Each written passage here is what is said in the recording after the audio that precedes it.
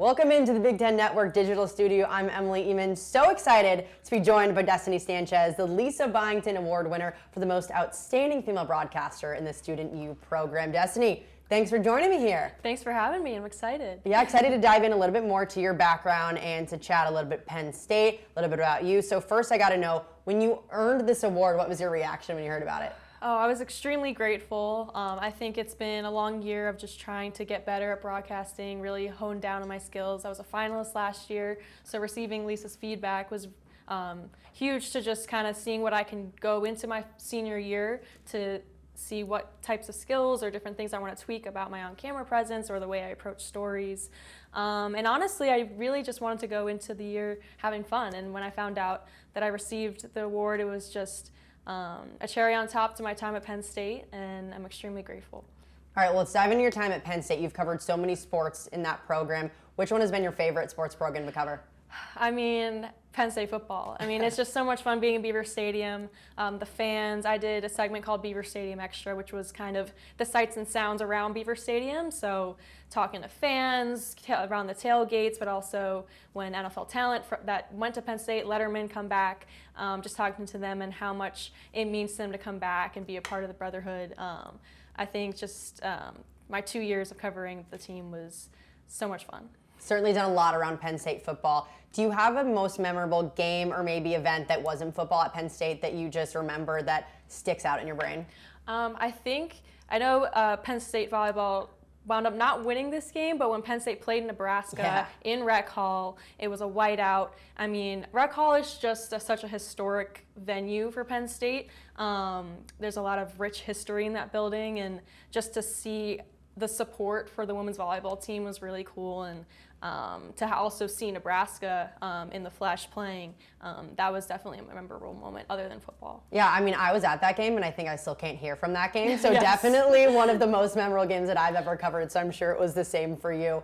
You've had a lot of moments on air. When you think back, is there any that stand out as your most embarrassing moment on air? So I was covering the BJC duel for wrestling, and I'm not as well versed in the sport, and I should have maybe done a little more research, but I was interviewing David Taylor, an alumni, and it just was so clear that I did not know what I was talking about, the terminology. I also wasn't aware that they don't really like to talk about that they're national champions like multiple years, like they're very humble about that.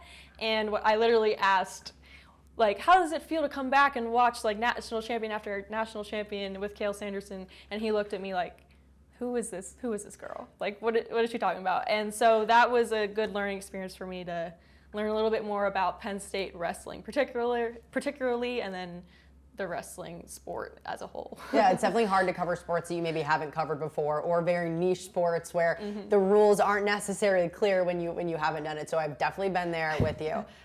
When you think to your future, maybe 5, 10 years, 20 years down the line, if you could have any dream job in the industry, what would it be?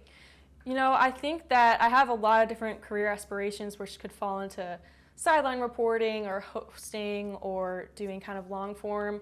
But no matter where I go, I hope that I can just kind of build the credibility and the trust to be able to kind of pull back the curtain and talk about really not the X's and O's. Talk about, you know, why the player or coach is doing the sport or what led them to this moment, the adversity they've gone through. I hope that I can share those types of stories and along the way inspire people that maybe weren't originally sports fans and connect with that story and then feel like they can relate to that athlete. So I hope that along the way I'm able to share those types of stories. Yeah, hopefully you've been able to share them so far, and I've seen some of them, and you definitely have. There's a lot of people that have done that before you, and I'm wondering if there has been anyone that you've really looked up to as, you know, inspiration for you in the industry. I'm a big Yankee fan. I grew up watching baseball really all my life. Up until Penn State, that's really the only sport I was exposed to.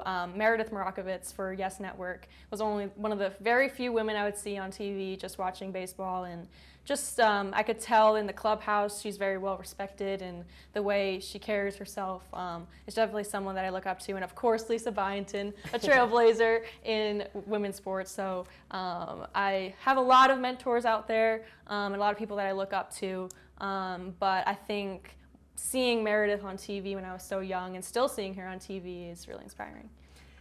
You were at State College for 4 years, at Penn State. We got to dive in a little bit. I want to hear your perspective from a few questions here. So first, what's your favorite place to eat on campus? I'm going to have to say local whiskey. It's right downtown, right by campus. Really good fried chicken sandwich. And then if you want to get a little bit away from campus, the Field has really good burgers as well.